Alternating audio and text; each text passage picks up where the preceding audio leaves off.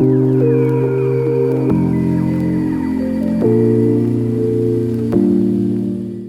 नमो भगवते वासुदेवाय। ओम नमो भगवते वासुदेवाय। ओम नमो भगवते वासुदेवाय। ओम नमो भगवते वासुदेवाय। नमो भगवते वासुदेवाय। ओम नमो भगवते वासुदेवाय। ओके, हम लोग भूमिका पढ़ रहे हैं भगवद गीता की, और मेरे पास भगवद गीता यथारूप है और हम पेज नंबर 2 पे हैं, एक्चुअली 3 पे, जहां से श्रील प्रभुपाद अपनी भूमिका शुरू कर रहे हैं।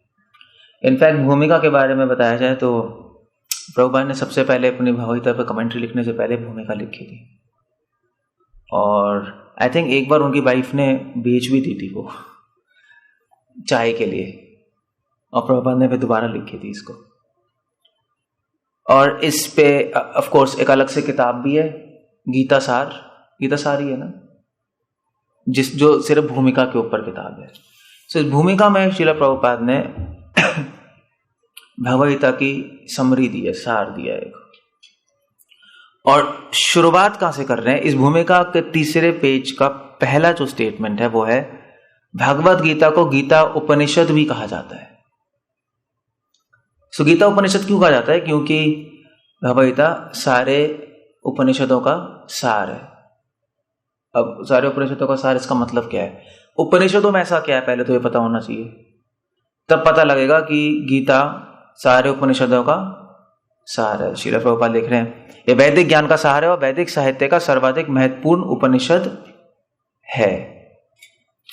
सो उपनिषद क्या होता है? उपनिषद स्पेशलिटी क्या है उपनिषद में?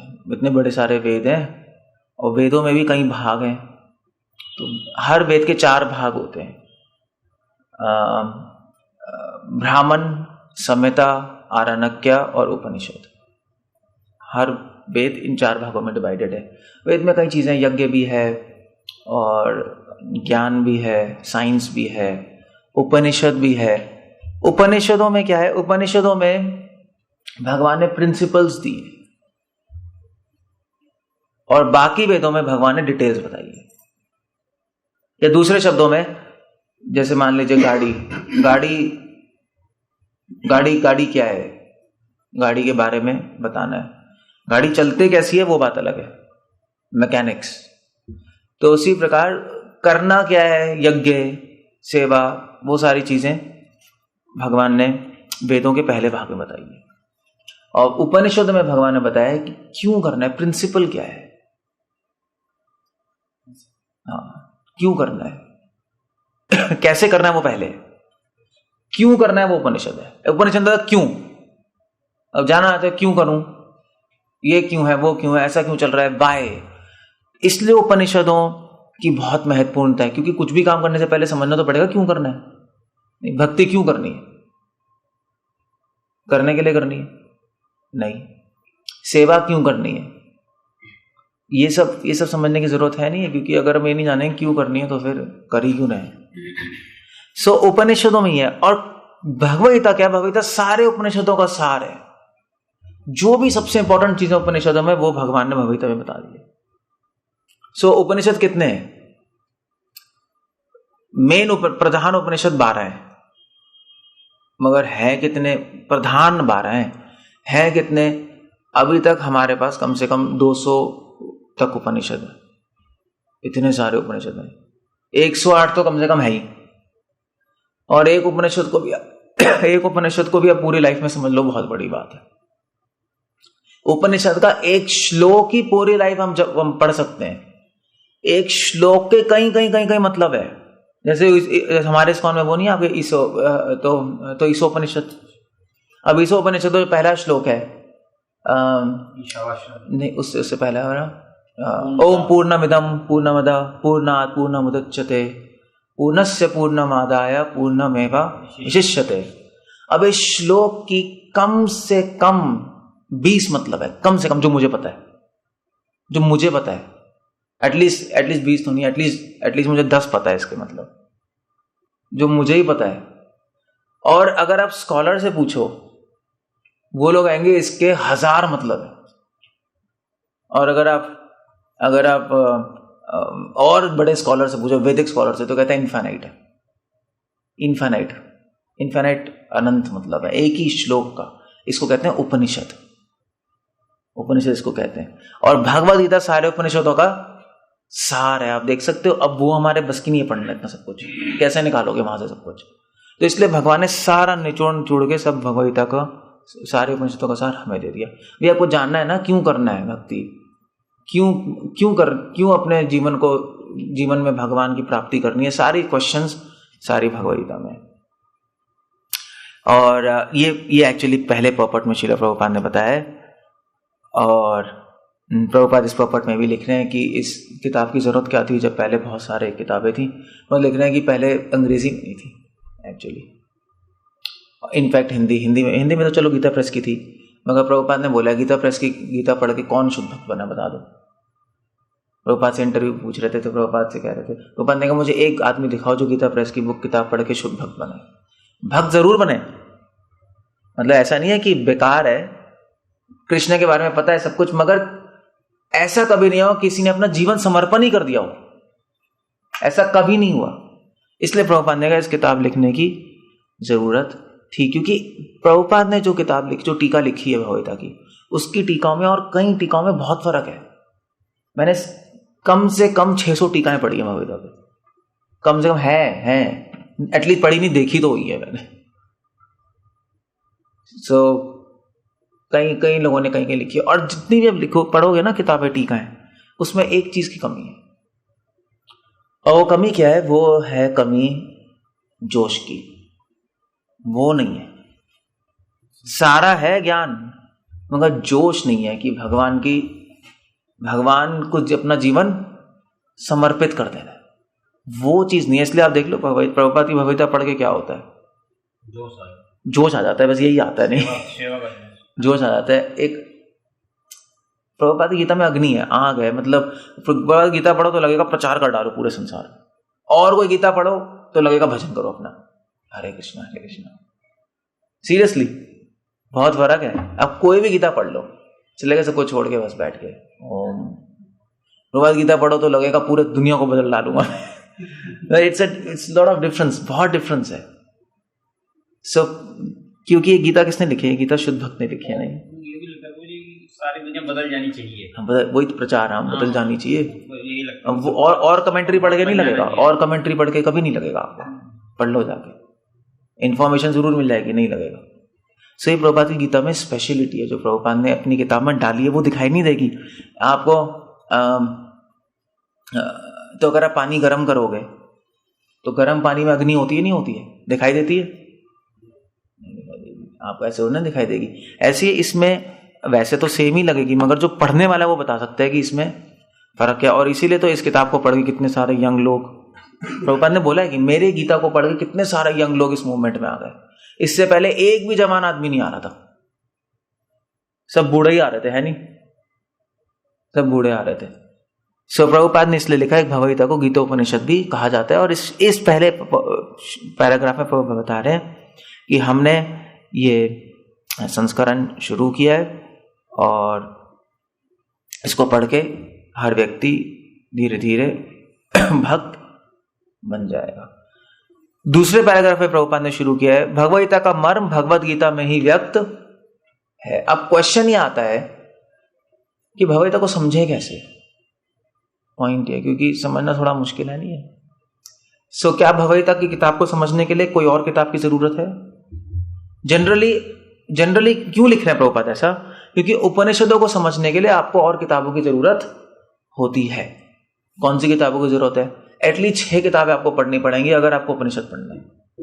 कौन से हैं, किसी को पता है? कौन सी 6 किताबें?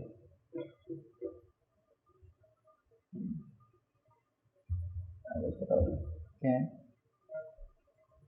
वेदांग 6 वेदांग है, वेदांग पढ़ने होते 6 किताबें। व्याकरण, शिक्षा, कल्प, ज्योतिष, निरुक्त, छंद, 6 चीजें, ये 6 किताबें।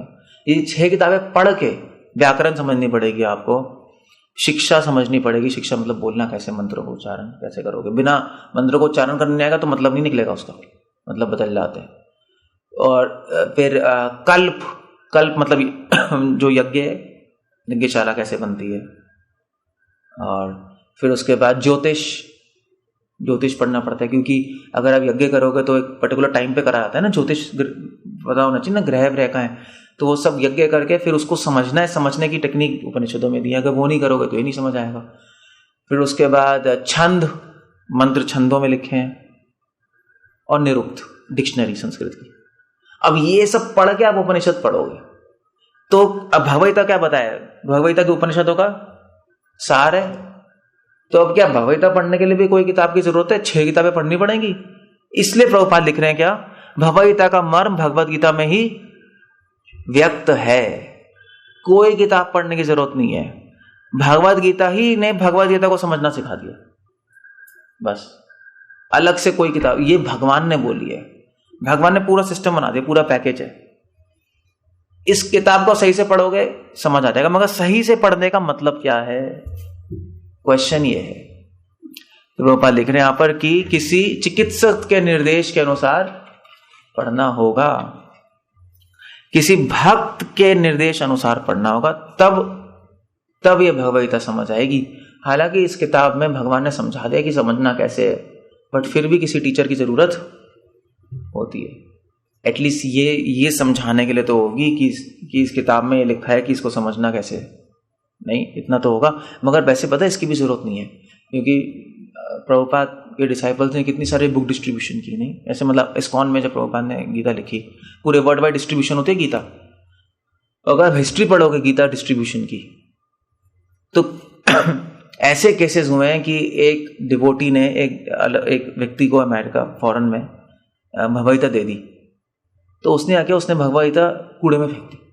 और वहां तो ऐसे ही होते ना, वहां उनको क्या, ठीक है किताब बन गई, कूड़े में फेंक दी। तो वो तो कूड़े साफ करने वाला आया, होते हैं, उसने कूड़ा साफ किया, उसमें से गीता निकली।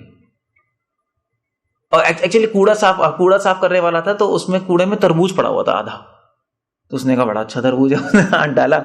वहां तो ऐसे ही होते हैं, खा लेते हैं साफ करके। उसने निकाला तो उसके नीचे भगवद्गीता थी, उसने निकाला भगवद्गीता, उसने भगवद्गीता पढ़ी थोड़ी सी, और पढ़ के सीधा कहाँ पहुंचा, इस्कॉन मंदिर फुल टाइम बनने के लिए।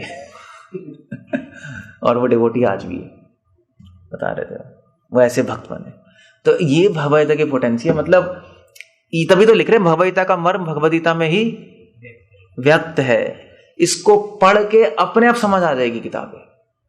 ये एक केस है, ऐसे कई केसेस हुए हैं जो कि एक माता जी बता रही थी कि वो भगवद्गीता डिस्ट्रीब्यूट करने गई अमेरिका में, घंटी बजाई तो अंदर से एक औरत आई, तो क्या दिखाया उन्होंने, देखे भगवद्गीता ये इस्कॉन की, ये प्रमाणिक भगवद्गीता पढ़िए। तो उन्होंने कहा गेट लॉस्ट, मैं नहीं पढ़ना चाहती, मैं देखना भी नहीं चाहती गीता है तुम्हारी। तो उन्होंने कहा ऐसा क्या हो गया, मतलब आप देखना नहीं? तो उन्होंने कहा मेरे पास अपनी गीता में वो पढ़ती हूँ, वो बेस्ट गीता है, और मतलब उससे सिवाय बेस्ट कोई गीता ही नहीं है, तुम चले जाओ से। तो उसने कहा नहीं आप कौन सी गीता मुझे दिखाइए। तो उसने दिखाया, तो कौन सी गीता थी, भगवद्गीता ये थारू पुरानी एडिशन थी, इसलिए उसको ये समझ नहीं आया। उसने कहा यार ये तो उसने कहा ये वो ही तो है। उसने कहा ये न्यू एडिशन है। फिर उसने बुलाया, अरे आप अंदर आइए। तो उसने पूछा भी तुम्हें कहाँ से मिली? उसने कहा पता नहीं, किसी ने डिस्ट्रीब्यूट करके गए थे और मैंने पढ़ी, मतलब मैं कन्विंस्ड हूँ कृष्णा भगवान है और उनको अपना जीवन देना है। तो उन्होंने कहा आप किसी से मिली डिवोटी से? उन्होंने कहा नहीं, मैं तब से गीता पढ़ रही हूँ और मैंने प्रचार भी शुरू कर दिया। मैंने कहा प्रचार की भावना आ जाती है ना अपने आप। उसने खुद ही प्रचार शुरू कर दिया। उसने 10 लेडीज 20-30 लेडीज खुद ही आके पढ़ रही थी और कह रही थी अब मैं कोई गीता नहीं देखना चाहती, किसी में कोई आंसर नहीं। ये पोटेंशियल गीता की नहीं। सो भगवद्गीता अपने आप ही समझा देगी क्या है अगर आप पढ़ोगे तो। बट फिर भी अगर टीचर है तो बहुत अच्छा रहता है। नहीं, टीचर के बिना आप इसकी गहराई में नहीं जा सकते। समझ तो जाओगे मगर गहराई में नहीं जा पाओगे। दो अलग बात है ना, दो अलग बातें होती हैं। आपके पास आप कन्विंस्ड हो कि मुझे काम करना है, मगर टीचर है तो उस काम को और एक्सपर्टली कर सकते हो आप। ठीक है, कर सकते हो, आप कन्विंस्ड हो, एक्सपर्टली कर सकते हो। इसलिए प्रभुपाद इस पूरे पैराग्राफ में लिख रहे हैं कि कि भक्तों के निर्देश अनुसार चलना चाहिए। मैं क्या कर रहा हूं, मैं हर पैराग्राफ का पहला स्टेटमेंट ले रहा हूं और फिर पैराग्राफ खुद पढ़ लेगा। तो इस तरह से हम पूरी भूमिका कवर कर सकते हैं। ठीक है नहीं ठीक है, ये मेथड चल रहा हूं। सो भक्तों के साथ पढ़ो। तो भक्त क्या करते हैं, भक्त आपको गहराई में ले जाएंगे अंदर। और गहराई में क्या होते हैं, समुद्र में आप जाओगे तो मजा आएगा ना स्विमिंग करने में। गहराई अंदर जाओगे समुद्र के तह में तो क्या मिलेंगे आपको, हीरे मोती मिलेंगे, ऊपर नहीं मिलते वो। सो ठीक है, आप खुद पढ़ लोगे, कन्विंस हो जाओगे, करना है सब कुछ, मगर हीरे मोती चाहिए इसमें से तो भक्तों के साथ पढ़ना पड़ेगा। इसलिए प्रभुपाद कह रहे हैं भक्तों के साथ पढ़ो। हालांकि कंप्लीट है, फिर भी यू नीड अ डिवोटी, एक टीचर चाहिए। इसलिए प्रभुपाद एग्जाम्पल दे रहे, शंकराचार्य, रावणाचार्य, मध्वाचार्य, निम्बार्काचार्य, चैतन्य महाप्रभु, सबने भगवद्गीता को समझाया है, उसकी व्याख्या की है। नहीं ओके। अब प्रभुपाद नेक्स्ट उसमें आ रहे हैं पैराग्राफ में। अब क्वेश्चन आया कि भगवद्गीता शुरू कहां से, मतलब आई कहां से, टपकी कहां से? क्योंकि कुछ लोग कहते हैं कि भगवद्गीता इंसान ने लिखी है नहीं? कुछ लोग कहते हैं कि ये तो ऐसा लिखा है भगवान वाचा, मगर इंसान ने लिखी है। मतलब एटलीस्ट महात्मा गांधी तो ही मानते थे, जिन्होंने भगवद्गीता प्रमोट करते थे, नहीं करते थे, मगर वो तो सोचते थे कि इंसान ने लिखी है, भगवान थोड़े ना बोलेंगे आकर। उस पॉइंट को काटने के लिए प्रभुपाद ने पपट शुरू किया। भगवद गीता 3 पेज पे, भगवद्गीता के 4th अध्याय में भगवान कहते हैं इमं विवस्वते योगन प्रोक्तम। यहां पर भगवान अर्जुन को सूचित करते हैं कि भगवद्गीता की यह योग पद्धति सर्वप्रथम सूर्यदेव को बताई गई। सूर्यदेव ने मनु को दी। इस तरह से परंपरा से आ रहे नहीं आ रहे, मनु ने इक्ष्वाकु ने, फिर चलता जा रहा है।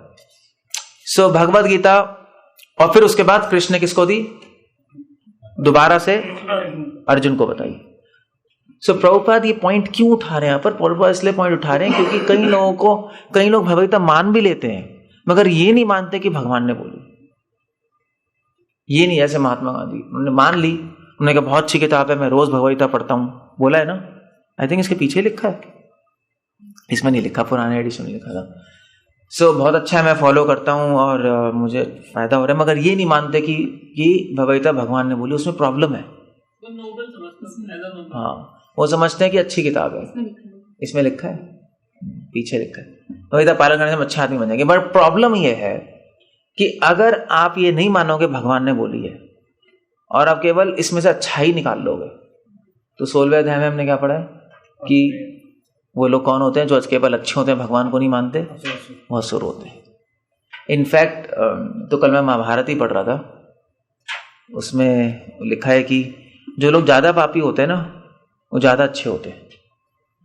अच्छे मतलब ज्यादा पापी होते हैं, वो ज्यादा अच्छाई दिखाते हैं अपने पापों को छुपाने के लिए।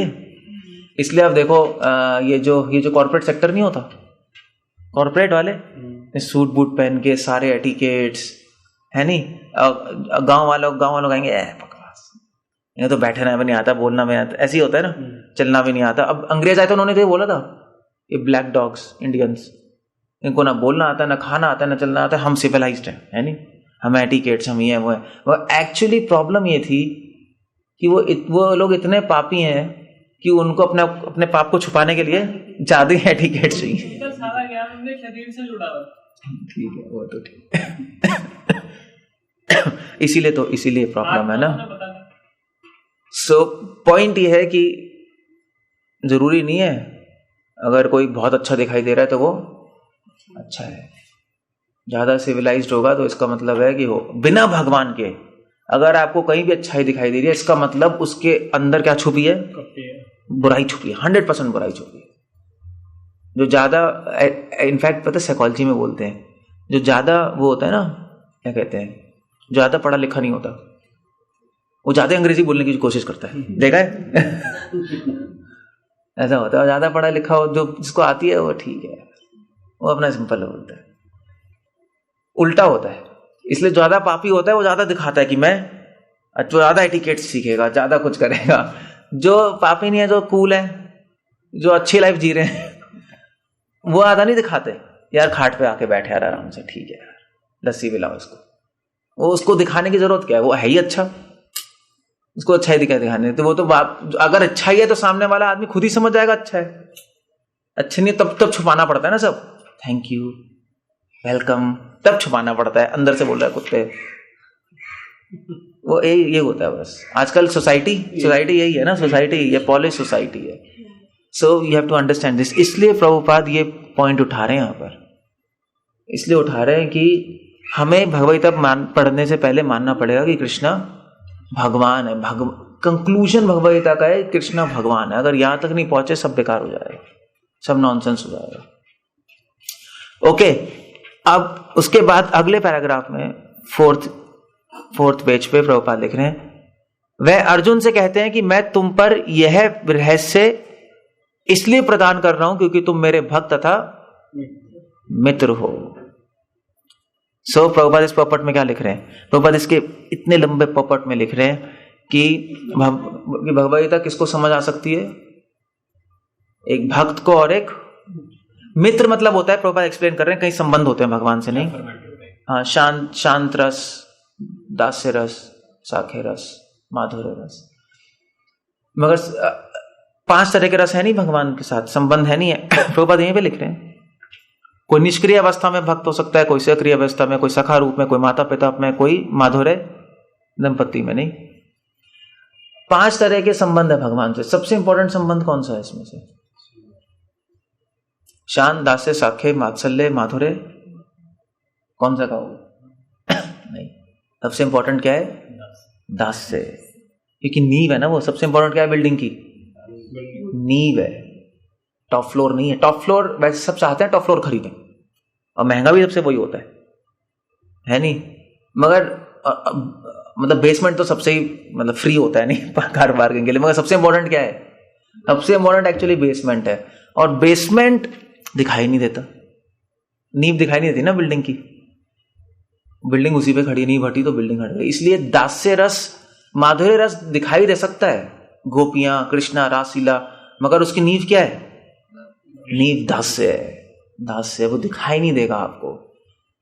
इसलिए वृंदावन में लोग रासलीला की बात करते हैं, ये वो गोपियां माधुर्य में खो जाते हैं, मगर नींव ही उड़ गई, दास्य उड़ गया, दास्य रस उड़ गया। और दास का केवल एक ही काम है। क्या काम है? सेवा। और सेवा का मतलब क्या है? नहीं, मतलब भगवान की सबसे बड़ी सेवा क्या है? प्रचार। और हनुमान जी के लिए भी तो कहते हैं राम काज करिबे को आतुर। ये पता है किसको? मुझे पूरा नहीं पता है, एक लाइन पता है मुझे, हनुमान जी, राम काज करिबे को आतुर। बस यही है भगवान का काम। दास भगवान का काम पूरा करना चाहता है। और भगवान का काम क्या था जब संसार में आए थे? धर्म संस्थापना ही अर्थाया संभवामी हो गया, कि भगवान का काम धर्म की स्थापना ही तो है, वो हमें पूरा करना है बस।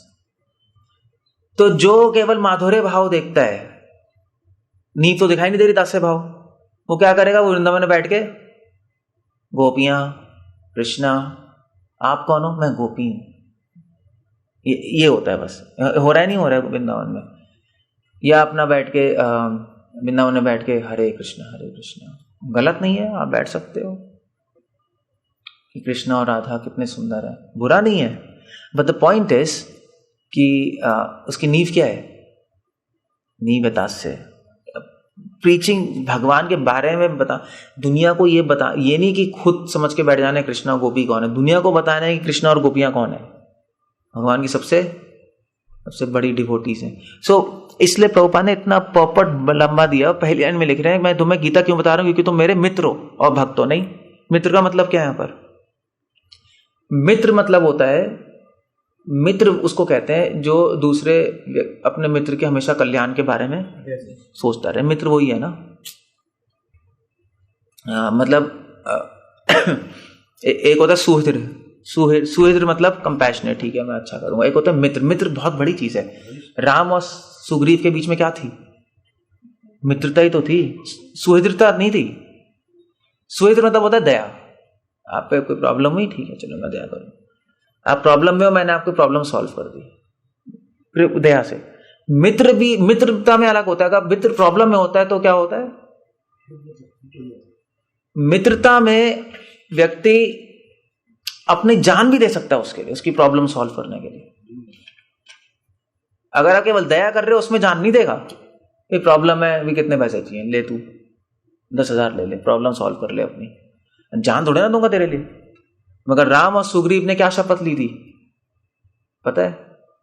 शपथ ली थी ना मित्रता की, वहां बैठ के आपके किष्किंधा के फॉरेस्ट मतलब गुफाओं में बैठ के, तो सुग्रीव और राम ने ली कि हम आज से मित्र हैं और मित्रता का एक ही रूल है कि जब भी कोई समस्या आएगी तो हम दोनों एक दूसरे के लिए जान देने को तैयार लेंगे। इसलिए भगवान कह रहे हैं, क्या कह रहे हैं, मैं तुम्हें गीता इसलिए प्रदान कर रहा हूं क्योंकि तुम मेरे मित्र हो। गीता उसी को समझ आएगी जो भगवान का मित्र है, जो भगवान के कल्याण के बारे में, भगवान के कल्याण। अब ये थोड़ा अलग टर्म है, मगर प्रभुपाद लिख रहे हैं नेक्टर ऑफ डिवोशन में कि devotee always thinks of welfare of Krishna. दुनिया तो उल्टी है, नहीं, दुनिया चाहती है कि भगवान हमारे कल्याण के बारे में सोचे, मगर भक्त क्या सोचता है कि हम भगवान के कल्याण के बारे में सोचे। अब ये चीज फिट करना बिना भक्तों के समझ नहीं आएगी। इसलिए क्या लिख रहे हैं प्रभुपाद, क्योंकि तुम मेरे, मैं तुम्हें गीता बता रहा हूं क्योंकि तुम मेरे क्या हो, भक्त और मित्र हो। क्योंकि भक्त को ही समझ आएगी मित्रता क्या है। अभक्त को समझा लो आप, भगवान के कल्याण के लिए काम कर रहे हैं, कह रहे हैं कि ये क्या कह रहे हो, हम क्या कर सकते हैं भगवान के लिए, नहीं, यही कहते हैं ना लोग, भगवान हमारी, हम तो भगवान से मांगेंगे हमारा कल्याण होगा। दैट्स, भगवान हमारे लिए नहीं जी रहे, हमें भगवान के लिए जीना है, उल्टा है। सो भगवान का कल्याण क्या है? भगवान का कल्याण है कि भगवान का प्रचार हो, नहीं, भगवान के बारे में पता लगे लोगों को, और भगवान खुद तो आके नहीं बताएंगे, अपना प्रचार करेंगे। वो डिपार्टमेंट किसको छोड़ा है प्रचार करने का? वो भक्तों को छोड़ा है। तो भक्त ही प्रचार करते हैं, भगवान नहीं करते अपने बारे में प्रचार। इसलिए भक्तों का उत्तरदायित्व ज्यादा बढ़ गया, क्योंकि अगर धर्म की स्थापना होगी, अगर मिशन फैलेगा भगवान का, तो वो केवल भक्ति कर सकते हैं, केवल हम लोग कर सकते हैं। इसलिए हमारा उत्तरदायित्व ज्यादा है। इसलिए भगवान कह रहे हैं कि अगर तुम मेरे भक्त बनोगे और मित्र बनोगे तब ये किताब समझ आएगी, वरना किताब नहीं समझ आने वाली। बस भक्त मतलब कि तुम मुझे मानोगे मैं भगवान हूं। इसलिए प्रभुपाद गीता में लिख रहे हैं कि गीता पढ़ने से पहले एटलीस्ट अर्जुन की तरह हमें कृष्ण को भगवान मान लेना चाहिए। एटलीस्ट मान के चलो भगवान, डाउट मत करो। और ये सोचो कि जो मैं पढ़ रहा हूं उसको मैं बांटूंगा। ये दो काम करोगे तो समझ आने लगेगी। ये दो काम ने उड़ा दिए, कुछ भी समझ नहीं आएगा इसके अंदर। इतना बड़ा पर्पट प्रभुपाद इसलिए लिख रहे हैं।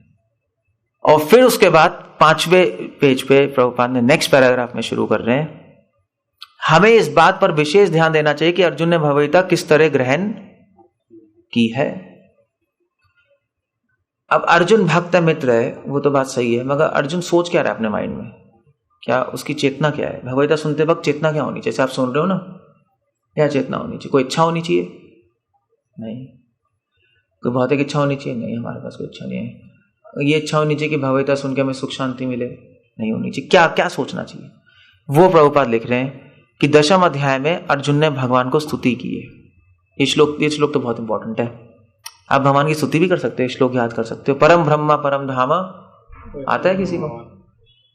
पवित्रम परमम भवान पुरुषम शाश्वतम दिव्यम आदि देवम अजम विभुम आहुस्तम ऋषया सर्वे देवर्षि नारसत्ता देवल आसितो देवल व्यास स्वयमेव प्रविशि में। बहुत अच्छे श्लोक है।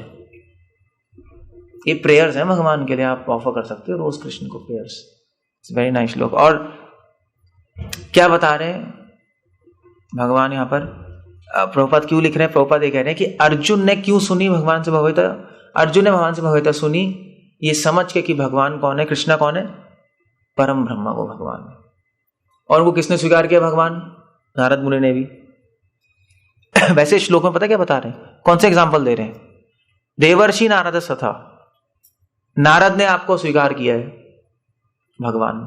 और किसने किया? आसितो देवलो। ये कौन है आसितो देवल? ऋषि मुनि थे। और व्यासदेव ने। और आप स्वयं खुद कह रहे हैं आप भगवान है। तो ये एग्जाम्पल क्यों दे रहे हैं? क्योंकि नारद मुनि किसके अवतार हैं? भक्ति के, मतलब अवतार नहीं, मतलब तो भक्ति के आचार्य हैं, भक्ति आचार्य हैं। आसितो देवलो किसके आचार्य हैं? धर्म के। इनका बहुत बड़ा नाम है धर्म शास्त्रों में, धर्म शास्त्रों के आचार्य हैं। और व्यासदेव किसके आचार्य हैं? ज्ञान के। सो अर्जुन कह रहे हैं भगवान देख लीजिए, भक्ति भी कह रही है आप भगवान है, परम ब्रह्म है, धर्म भी कह रहा है आप परम ब्रह्म है, और ज्ञान भी कह रहा है कि आप परम ब्रह्म है, और आप स्वयं कह रहे हैं। कोई डाउट है? कोई डाउट नहीं है। इसलिए प्रभुपाद ने कोट कर दिया यहाँ पर भी। अगर आपको संशय है, आप कहोगे मैं कृष्ण को भगवान कैसे मानूं, तो लो, गीता खुद ही बता रही है कृष्ण को भगवान क्यों माने, खुद ही बता रही है। तो लोग कहते हैं ना कि ये तो इंसान ने बोली है नहीं, तो अब ये श्लोक कोट करो सीधा। इंसान ने, गीता खुद ही कह रही है, अर्जुन ही कह रहा है। अगर इंसान ने बोली होती गीता तो अर्जुन क्यों कह रहा होता कि ऋषि देवर्षि नारद भी कह रहे हैं, ये भी कह रहे हैं, वो भी कह रहे हैं आप भगवान है नहीं? प्रूफ दे दिया, नहीं दे दिया? इसलिए प्रभुपाद ने कहा था गीता स्वयं अपने आप को क्या था, भगवद्गीता का मर्म भगवद्गीता में ही व्यक्त है, यहीं पे छुपा हुआ है। सो भगवद्गीता सुनने के बाद अर्जुन ने क्या किया? प्रभुपाद अगले पॉइंट में लिख रहे हैं भगवद्गीता सुनने का फल क्या होगा। सीधा भगवान ने भगवद्गीता सुनने के बाद, भगवान से भगवद्गीता सुनने के बाद अर्जुन ने कृष्ण को परम धर्म स्वीकार कर लिया। सो गीता पढ़ने का लक्ष्य क्या है कि हम क्या मान लें कि कृष्ण भगवान। गीता पढ़ने का लक्ष्य नहीं है कर्म करो फल की चिंता मत करो। गीता पढ़ने का लक्ष्य नहीं गीता पढ़ के पॉलिटिक्स करो, मतलब ऐसा नहीं जैसे महात्मा गांधी ने की, गीता पढ़ने का लक्ष्य नहीं कि स्ट्रेस मैनेजमेंट करते रहो। गीता पढ़ने का लक्ष्य है कि हमें विश्वास हो जाए कि कृष्ण भगवान है, उनसे ऊपर और कोई नहीं है और ना हो सकता। न तत्समस अवेदेकश्च विद्यते, उपनिषद कह रही है उनके समान और उनसे ऊपर कोई नहीं है। और ये उनसे समान और उनसे ऊपर कोई नहीं है, इसका मतलब क्या है? अगर आप ये समझ गए तो, अगर आप ये समझ गए तो क्या करोगे? तो क्या करोगे? गीता खुद ही कह रही है, क्या करोगे? अहम सर्वस्य प्रभव इति मत्वा भजन्ते माम। अगर कोई समझ गया भगवान से ऊपर कुछ नहीं है, भगवान ही संसार में सब कुछ है, तो बस तो उनकी सेवा करना शुरू करोगे। वैसे पता है भाई साहब, मैं कल पूरी रात पढ़ ही रहा था, अपनी साइंस की कुछ किताब लिख रहा था, तो मैं पढ़ रहा था, कुछ काम कर रहा था। वैसे एक सोचने वाली बात है कि लोग कहते हैं भगवान कहाँ है, नहीं कहते, नहीं दिखाओ भगवान। मगर इतनी बेवकूफ़ी वाली बात है कि इतना भगवान ने क्या प्रमाण दिया कि वो है? अगर कोई पूछे भगवान प्रमाण क्या है, ठीक है अर्जुन कह रहा है भगवान है, वो तो कह रहा है, कई लोगों ने माना है, आप कोई प्रमाण दे सकते हो कि भगवान है? क्या दोगे? क्या दोगे? वेल प्रमाण आपके सामने है, क्या इतना बड़ा ब्रह्मांड नहीं है? किसी ने तो बनाया होगा ना।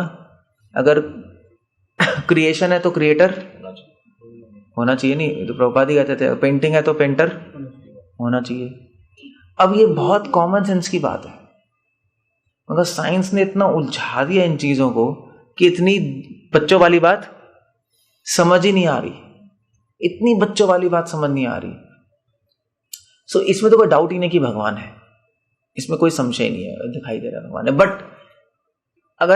मगर इसमें कोई बड़ी बात नहीं है कि आपने जान लिया भगवान है, इसमें कोई बड़ी बात नहीं है। जैसे अर्जुन ने समझ लिया कि कृष्णा कौन है, भगवान है, इसमें ये तो पहला स्टेप है, मगर दूसरे से ज्यादा इंपॉर्टेंट है। बड़ी बात वो होगी जब आप भगवान की बात मानना शुरू करोगे, वो बड़ी बात है। इसलिए जब भगवान कह रहे हैं कि प्रभुपाद लिख रहे हैं भगवान से भगवद्गीता सुनने का अर्जुन ने कृष्ण को परम ब्रह्म स्वीकार कर लिया, कहने का मतलब है कि भगवान की बात मानना शुरू कर दी। अब भगवद्गीता सुनने से पहले भी अर्जुन को पता तो होगा कृष्ण भगवान है, नहीं ऐसा तो नहीं है, पता ही होगा, पता ही था भगवान कह रहे, मगर फिर भी अर्जुन ने भगवान की बात मानना कर दी नहीं थी, मैं युद्ध नहीं करूंगा। और गीता सुनने के बाद क्या हुआ? अब बस करूंगा। अब फर्क ये हो गया, वरना उसको पता था भगवान है। भगवान ने कई बार अपना विराट रूप दिखाया, पहली बार नहीं दिखाया। मतलब भगवान ने यशोदा मां को दिखाया था अपने मुख में, नहीं गोवर्धन उठाया नहीं था उंगली में, तो अर्जुन ने सुना तो होगा सारी, ऐसे थोड़ा ना उसको पता ही नहीं होगा। अर्जुन ने सुना तो होगा कृष्ण ने वृंदावन में ये किया है वो किया है, तो मतलब बुआ से सुना ही होगा। तो इनफैक्ट सुना ही था। भागवत में आता है कि कुंती महारानी जब तो जब आपकी वो नहीं हो रही थी, जब यशोदा माँ ने बांधा था कृष्ण को दामोदर लीला, तो कुंती महारानी वृंदावन में ही थी, वो विजिट करने गई हुई थी। अब जाते तो होंगे ही विजिट करने, अब बुआएं तो मिलने गई हुई थी, वो वहां पे थी। और भागवतम में प्रमाण है कि तभी कुंती महारानी प्रे कर रही है कि यद विभेति स्वयं भयम, कि कृष्णा यशोदा माँ से डर रहे हैं। ये वही कृष्णा है जिनसे भय भी स्वयं भय करता है, और आज ये यशोदा माँ से भय कर रहे हैं। पढ़ लो भागवत में स्तुति है। सो इसका मतलब कुंती महारानी वहां थी, सपना थोड़ा ना आ रहा है। सो कुंती वहां थी, और मैं पॉइंट क्यों बोल रहा हूँ वैसे, भगवान है, अर्जुन को बताता भगवान है। तो अर्जुन ने सुना ही होगा कुंती से फिर आकर कि बुआ माँ क्या माँ थी ना, तो कुंती महारानी बात होगी कृष्ण ने गोवर्धन उठाया, देखो पूतना को मार दिया, ये किया वो किया। ही न्यू भगवान है, बट ऑफ कोर्स उनके मित्र भी थे, मगर इस पॉइंट पे आके उसने भगवान की बात मना कर दी करना, बस फर्क ये हुआ। तो इसलिए कृष्णा को पूरी गीता में बोलना पड़ा कि मैं भगवान हूं। देखो कृष्णा ये नहीं बता रहे मैं भगवान हूं कि बताने के लिए कि मैं भगवान हूं, वो तो पहले ही बताया उसको। कृष्ण बता रहे मैं भगवान हूं ये बताने के लिए, अर्जुन मैं भगवान हूं, मेरी बात को मना नहीं कर सकते, क्योंकि मैं कौन हूं, तुम्हें पहले भी पता था भगवान हूं मैं, मगर तुम्हें ये नहीं पता था कि भगवान की बात को कभी मना नहीं कर सकते। ये फर्क है बस। इसलिए प्रभुपाद लिख रहे हैं कि अर्जुन ने स्वीकार कर लिया कि वो परम ब्रह्म है। कहने का मतलब है भगवान के आदेश फॉलो कर लिए। तो इस दुनिया के लोग ऐसे हैं ना सब, कई लोग तो मानते हैं कृष्ण है, उनकी बात नहीं मानते। नहीं हमारे डिवोटीज में भी ऐसी है, नहीं ऐसे ही है। कई लोग तो कहते हैं हाँ भगवान है, हो गया ये ठीक है, मगर बात नहीं मानते।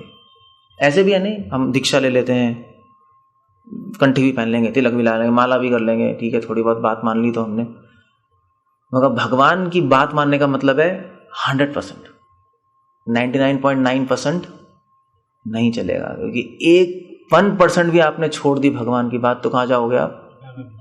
युधिष्ठिर महाराज गए थे ना, एक बात मना की थी ना, और कहां गए? एक दिन तो जाना पड़ा उनको। सो आप एक बात भी मना नहीं कर सकते भगवान की, क्योंकि भगवान कह रहे हैं, आपके पापा नहीं कह रहे, उनकी बात मना कर सकते हो। सो इसीलिए गीता को पढ़ना बहुत जरूरी है, ये जानना कि भगवान हमसे क्या चाहते हैं, चाहते क्या है, और उसका हर श्लोक आपको फॉलो करना पड़ेगा, हर श्लोक। तब समझ आया कि कृष्ण भगवान है। समझे? पॉइंट ये है, अगर आप नहीं फॉलो कर रहे भगवान की हर बात, तो इसको आपको समझ ही नहीं आया कि मेरे सामने कौन खड़ा है, भगवान खड़ा है। बस आप थ्योरी में बोल रहे हो भगवान खड़ा है। तभी तो गीता में पढ़ रहे हैं। गीता क्यों पढ़ रहे हैं? वरना तो हम आपको बोल रहे हैं जप करो, ये लो माला, भगवान का नाम लो और बैठ जाओ। यही करते हैं ना लोग, होता तो यही है, नाम लो और बैठ जाओ। ना गुरु को मतलब है शिष्य से, ना शिष्य को मतलब है गुरु से। वो चलता जा रहा है फोटो लगा के फूल, उसका कोई मतलब नहीं होता, कोई मतलब नहीं है। मतलब यह है कि भैया वो गीता समझाए और ये बताए कि भगवान को क्या चाहिए आपसे, और पूछे कर रहे हो नहीं कर रहे हो। हमने कितना सब कुछ पढ़ा नहीं गीता में, तो आप चेक करो कि क्या क्या कर रहा हूँ क्या नहीं कर रहा, और डिलीट मत करो, डिलीट मत। भगवान की ज़्यादा डिमांड्स नहीं है वैसे, अगर भगवान डिमांड करने लगेंगे तो ऐसी तैसी हो जाएगी। इसलिए छोटी किताब बोल दी तो बड़ी किताब बोलते हो ज़्यादा डिमांड्स हो जाती, फिर हम मर जाते। So there are some things you can't delete. ठीक है, तो प्रभुपाद, इसलिए प्रभुपाद ने ये पॉपट ये पैराग्राफ में लिखा है। अब प्रभुपाद एक क्वेश्चन उठा रहे हैं अगले पैराग्राफ में। कोई सोच सकता है कि क्योंकि कृष्ण अर्जुन के मित्र थे, अतएव अर्जुन सब चाटुकारिता के रूप में कह रहा था। ये अच्छा पॉइंट है वैसे, मतलब पॉइंट उठाने वाला नहीं था, बड़े पॉइंट है कि कोई सोच सकता है कि अर्जुन भगवान को क्या कर रहे हैं, फ्लैटरिंग, परम ब्रह्मा परम नाम भगवान है, आप ये हैं आप वो हैं। एक्चुअली कृष्ण भगवान नहीं है, मगर अब वो मित्र है तो फ्लैटर कर रहे हैं। नहीं, जैसे प्रेमी करता है अपनी प्रेमिका को, तुम तो अप्सरा हो, तुम तो पता नहीं क्या हो, चांद की टुकड़ी हो, मगर साइड वाला आदमी कह रहा होगा यार इससे कुरूप औरत नहीं देखी मैंने, पता नहीं कहां फंस गया है। ऐसा होता है। ऐसे ही वो कह रहे हैं प्रभुपाद कि हो सकता है भगवान को चाटुकारिता कर रहा है, उसको फ्रेंड है ना, फ्रेंड का तो अब शिशुपाल तो गाली दे रहा था ना, तो वो गाली क्यों दे रहा है? अर्जुन बोल रहा है तो हो सकता है, बट प्रभुपाद लिख रहे हैं लेकिन अर्जुन भगवद गीता के पाठकों से के मन से इस प्रकार के संदेह को दूर करने के लिए अगले श्लोक में प्रशंसा की पुष्टि करता है, जब वह कहता है कृष्ण को मैं ही भगवान नहीं मानता अपितु नारद, आसिता, देवला, व्यासदेव जैसे महापुरुष भी स्वीकार करते हैं। इसलिए एग्जाम्पल दिए गए। सो अगर कोई कहे कि कृष्णा तो इंसान थे, हम कैसे मान ले भगवान है, तो आप बोलो देखो कौन मानता था? नारद मुनि मानते थे, आसे तो देवला मानते हैं, भक्ति के आचार्य मानते हैं, ज्ञान के आचार्य मानते हैं, धर्म के आचार्य मानते हैं। तुम किसके आचार्य हो बताओ, जो तुम नहीं मान रहे हो कृष्ण को भगवान? ये बताओ। तो ये आप क्वेश्चन पूछ सकते हो उससे, ठीक है? नहीं ठीक है? अब ये डायलॉग याद कर लो आप, बस सीधा उस पर मारना, सीधा वहीं पे कि नारद भक्ति के आचार्य थे, वो भगवान को मानते हैं, आसे देवला धर्म के आचार्य थे, वो मानते हैं, व्यासदेव ज्ञान के आचार्य वो मानते हैं, और तुम किसके आचार्य हो ये बताओ कि तुम कृष्ण को इंसान मानते हो? सिंपल हो गया, दैट्स ऑल। तो रिफ्यूट भी करना आना चाहिए, नहीं आना चाहिए? अदरवाइज आप पता नहीं क्या बोलते रहोगे। सो ओके, अगले पैराग्राफ में प्रभुपाद लिख रहे हैं आगे, अतः भगवद गीता को भक्ति भाव से ग्रहण करना चाहिए। किसी को यह नहीं सोचना चाहिए कि वह कृष्ण के तुल्य है, नहीं ये सोचना चाहिए कृष्ण सामान्य पुरुष है और एक महानतम व्यक्ति। प्रभुपाद अपने इंग्लिश में गीता में लिख रहे हैं, किसी को नहीं सोचना चाहिए कि कृष्ण ऑर्डिनरी आदमी है या सुपर ऑर्डिनरी आदमी है या एक्स्ट्रा ऑर्डिनरी आदमी है। सुपरमैन भी नहीं है कृष्ण। कृष्ण कौन है? साक्षात भगवान। कुछ लोग कहते हैं एक्चुअली, प्रभुपाद पता है क्यों लिख रहे हैं? प्रभुपाद ने जो भूमिका लिखी है ना, ये पता है बहुत इंपॉर्टेंट है, क्योंकि प्रभुपाद ने सारी चीजें पढ़ी हुई हैं, पढ़ी है, एक्सपीरियंस प्रीचिंग करके मिल चुके हैं सारे लोगों से। तो प्रभुपाद हर एक संदेह को काटते जा रहे हैं। लोग यही बोलेंगे आपसे, यही बोलेंगे, और प्रभुपाद हर डाउट को काटते जा रहे हैं एक एक पैराग्राफ में। सो कुछ लोग कहते हैं कि कृष्ण एक महान क्या थे? योगी थे। कुछ लोग कहते हैं आप चले जाओ, आप हिमालय चले जाओ, योगेश्वर थे। कहते हैं आपके व्यू भुवनेश जो आपके ज्योतिष होते हैं उनको ये कहने में बड़ा मजा आता है। कृष्णा कौन थे? योगेश्वर थे। तो कुछ लोग कहते हैं योगेश्वर थे। हम ये नहीं कह रहे इंसान थे, मगर योगेश्वर थे, इसलिए उनकी गीता पढ़नी चाहिए क्योंकि योगेश्वर है ना वो। तो प्रभुपाद इसलिए लिख रहे हैं कि वो योगेश्वर भी नहीं है। वो कौन है? वो भगवान है। इंसान तो छोड़ दो, वो सुपरमैन भी नहीं है, एक्स्ट्राऑर्डिनरी भी नहीं है, वो भगवान है। नहीं, वो योगेश्वर इस सेंस में कह रहे हैं कि महान योगी है, बस इतना मानते हैं। योगी लोग ऐसे ही मानते हैं योगेश्वर है, महान योगी है। आप चले जाओ ऋषिकेश, सब यही कहेंगे योगेश्वर बोलना। अब जो फॉर एग्जाम्पल आर्य समाज यही कहते हैं, अब नाम ही बता देता हूँ, वो भगवान नहीं मानते कृष्ण को, कहते योगेश्वर है, महान योगी है और उनका ज्ञान अच्छा है, सुनो उनका ज्ञान, मगर भगवान नहीं है। So that's अब प्रभुपाद नाम नहीं ले रहा है समाज का, मगर जिसको पता है उसको पता है किसके बारे में बोल रहे हैं। इस पैराग्राफ में 5th चैप्टर के 5th पेज के आखिरी पैराग्राफ में वो पता है हमें किसके बारे में बोल रहे हैं। इसलिए भक्तों के हाथ पढ़नी चाहिए, नहीं तो आपको समझ आ जाएगा कि प्रभुपाद के माइंड में कुछ चीजें चल रही हैं और उसको एक एक चीज काटते जा रहे हैं। ऑफकोर्स नाम नहीं ले रहे, क्योंकि नाम नहीं ले सकते ना किताब के अंदर प्रिंट करके, वरना तो बवाल हो जाएगा, मगर लेक्चर में बोल सकते हैं। नहीं क्योंकि अगर कोई बोलेगा आपने ऐसा बोला है तो हम बोल देंगे नहीं वो तो मुंह से निकल गया था, अब प्रिंट ही हो गया तो क्या करोगे मुंह से कहाँ निकला है, फिर लड़ाई हो जाएगी। सो प्रभुपाद काट रहे हैं उनको, आर्य समाजी को यहाँ पर, कि वो कोई सामान्य पुरुष नहीं है, एक महानतम व्यक्ति भी नहीं है, योगेश्वर भी नहीं है, वो स्वयं भगवान है। नॉनसेंस। अगर ऋषिकेश में जाओगे सब यही बोलेंगे, शिवानंद योगी जाओ, आप चिन्मय मिशन चले जाओ, वो सब यही बोलते हैं वो महान योगी थे, अपने क्या कहते हैं मुक्त पुरुष थे, भगवान नहीं थे, इसलिए उनकी बात समझनी चाहिए, फिर आप भी मुक्त हो जाओगे। सो प्रभुपाद एक्चुअली प्रभुपाद अपने इस प्रॉपर्ट से मायावाद काट रहे हैं बेसिकली। मायावाद आत्मा परमात्मा बन जाती है, उसको काट रहे हैं। इसलिए प्रभुपाद के प्रॉपर्ट्स आसान नहीं है समझना, इतने आसान नहीं है। अगर ध्यान से पढ़ोगे तो बहुत सारी चीजें चल रही हैं इसके अंदर।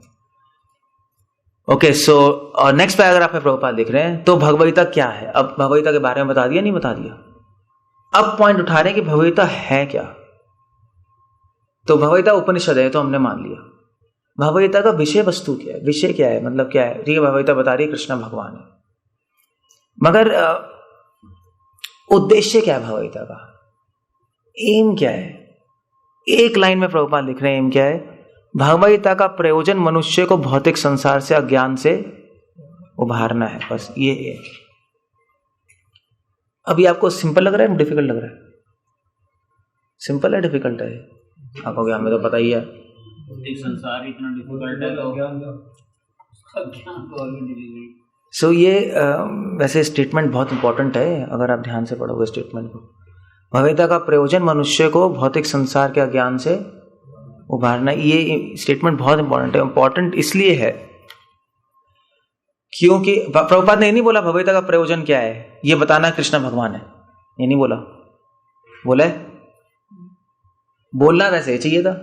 अगर आप अपनी बुद्धि लड़ाओगे, भगवद्गीता क्यों पढ़े, क्योंकि हमें पता लग जाए कि कृष्ण भगवान है, उनकी भक्ति करनी चाहिए। मगर प्रभुपाद ने नहीं बोला, ऐसा क्यों नहीं बोला, ऐसा क्यों बोल रहे कि अज्ञान से उभारना है, ऐसा क्यों नहीं बोला कि ये बताना है कृष्ण भगवान है, उनकी भक्ति करो, नाम लो, हो गया। भगवद गीता सभी के लिए, मतलब वो एक जनरल, मतलब केवल वो जो भगवान कृष्ण को ही भगवान माने, ऐसा नहीं है, क्योंकि ये philosophical book which is open for everyone. ठीक है, ये भी पॉइंट कह सकते हो, ये पॉइंट कह सकते हो। हाँ, ये एक पॉइंट कह सकते हो कि भगवद गीता किसी सेक्ट के लिए नहीं है। अगर आपका भगवद गीता का प्रयोजन क्या है, ये मानना कृष्ण भगवान है, तो क्या मुस्लिम नहीं पढ़े, क्रिश्चियन नहीं पढ़े, पहले रिजेक्ट कर देंगे, हमारे लिए तो है ही नहीं। तो भगवद गीता प्रभुपाद कह रहे हैं कि हर व्यक्ति के लिए जो ज्ञान से बाहर निकलना चाहता है, चाहे वो क्रिश्चियन हो, चाहे मुस्लिम हो, चाहे ABCD XYZ हो, कोई सेक्ट नहीं है ये। तो सेक्ट को हिंदी में कहते हैं, क्या कहते हैं इसको?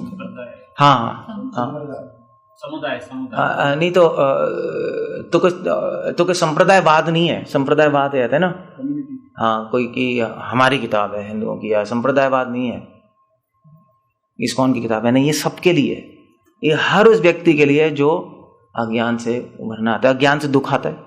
प्रभुपाद एग्जाम्पल दे रहे हैं, अर्जुन कठिनाई में फंसा था, भगवान ने ज्ञान देके हटा दिया। हर वो व्यक्ति जो दुखी है उसके लिए भगवद्गीता, हर जो व्यक्ति जो प्रॉब्लम्स में है उसके लिए भगवद्गीता है। और कौन सा ऐसा व्यक्ति नहीं है जो प्रॉब्लम में नहीं है, ऐसा कोई व्यक्ति नहीं है। और जो कह रहे हैं मैं प्रॉब्लम में नहीं हूं, इसका मतलब सबसे बड़ी प्रॉब्लम में तो वही है, नहीं मतलब पागल है, साइको है वो। साइको आदमी कहेगा मैं प्रॉब्लम में नहीं हूं, और कोई नहीं कह सकता, या तो डिवोटी कहेगा। बाकी लोग तो सबको पता है कि हजार झंझट है यहाँ पर, नहीं, अगर कोई झंझट नहीं तो शरीर तो झंझट है ही। ये तो इतना बड़ा जो शरीर है, ये तो झंझट है। खिलाना है, पिलाना है, सुलाना है, उसकी देखभाल करनी है, फिर भी खराब हो जाएगा, झंझट है नहीं है। उस चीज की देखभाल कर रहे हैं जिसका पता है हमें कि खराब होना ही है, लो मतलब गारंटीड है खराब होगा, फिर भी देखभाल कर रहे हैं।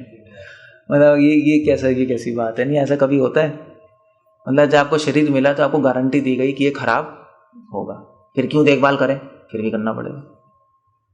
ये ऐसा कभी नहीं हुआ, नहीं, कोई ऐसा सामान नहीं बेचता, गारंटी देते हैं कभी खराब नहीं होगा, फिर आप थोड़ा देखभाल करते रहो।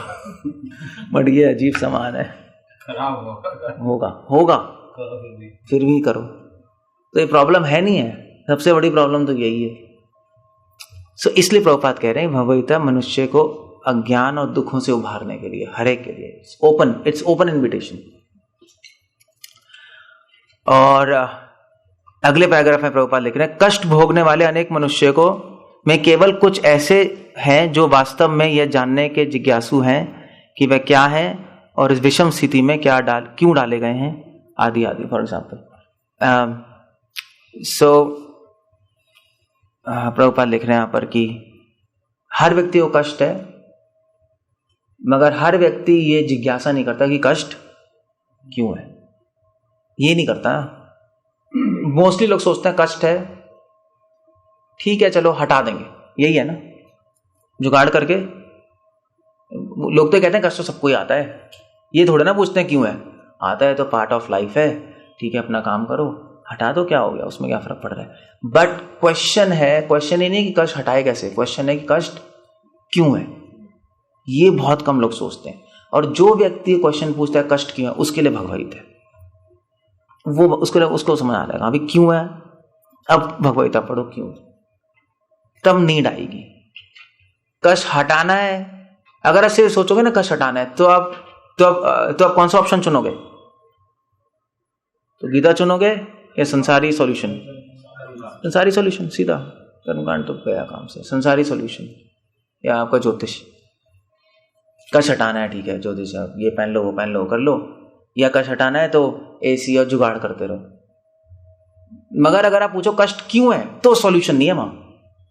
किसके पास सॉल्यूशन है पूछ लो, प्रॉब्लम्स क्यों है, लोग कहते हैं पता ही नहीं यार, पता ही नहीं क्यों है प्रॉब्लम में फंसता रहता हूं, यही कहते हैं ना, पता नहीं मुझ पे क्यों प्रॉब्लम आती है, यही आपके पास यही तो आते नहीं, पूछते हैं ज्योतिष लोगों से मुझे प्रॉब्लम क्यों है, पूछते हैं, इसलिए क्वेश्चन पूछते हैं हटाए कैसे, हटाए कैसे, नहीं कोई नहीं पूछता क्यों है, ये क्वेश्चन आता ही नहीं उनके माइंड में क्यों है, वो इसलिए नहीं आता क्योंकि लोगों को लगता है ये तो पार्ट ऑफ लाइफ है, it's a part of life. यार ये तो लाइफ है, हर एक को प्रॉब्लम्स आती हैं, क्या फर्क, होती हैं, ये तो होती हैं, ठीक है। जब कोई मर जाता है तो कहते हैं हाँ ठीक है सभी मरते हैं, यही कहते हैं ना, दिलासा देते हैं सभी मरते हैं, दुखी क्यों हो, तो ये नहीं पूछा क्यों मरना है, किसी ने नहीं पूछा आज तक भी मरना ही क्यों है। क्या ऐसा नहीं हो सकता कि मैं कभी मरूं नहीं, कोई नहीं पूछेगा, कि क्वेश्चन माइंड में आएगा नहीं। और ये क्वेश्चन कब आएगा माइंड में, ये इस क्वेश्चन से तो भगवत्ता शुरू हो रही है, यही तो भगवत्ता। अर्जुन का पॉइंट ये था, भगवान ये सब मर जाएंगे मैं भी मर जाऊंगा, फिर उसके बाद प्रॉब्लम्स हो जाएंगी, नहीं ये मर गए तो मैं कैसे रहूंगा सुखी है, वो नहीं, प्रॉब्लम सोच रहा है ना, प्रॉब्लम का सॉल्यूशन सोच रहा है, प्रॉब्लम का सॉल्यूशन आ नहीं रहा। भगवान ने कहा बेवकूफ ये मत सोचो कि मर जाएंगे, ये सोचो कि क्यों मरेंगे, इसका बताओ, तुम ये क्या सोच रहे हो ये मर जाएगा नहीं मरेगा, ये छोड़ दो, इंसान मरता ही क्यों है, इस क्वेश्चन से शुरू हो रहा है ना गीता, यही शुरू हो रहा है ना। तभी तो भगवान ने कहा कि अर्जुन अगर ये क्वेश्चन उठाओगे कि मरते क्यों है, तब समझ आएगा आपको कि एक्चुअली कोई मरता नहीं है। तब अर्जुन को समझ आया भाई ये तो बहुत हाई फाई फिलॉसफी, को मरता ही नहीं तो फिर तो मैं जब मार रहा हूं इनको तो मरेगा ही नहीं। तब वो कन्विंस होना शुरू हुआ नहीं कि अब मैं युद्ध करने के लिए रेडी हूं, एक इनसाइट पहुंची ना अर्जुन को। सो क्वेश्चंस इंपॉर्टेंट होते नहीं होते, अगर आंसर इंपॉर्टेंट होते हैं उससे ज्यादा क्या इंपॉर्टेंट होते हैं, इसलिए गीता क्वेश्चन भी दे रही है।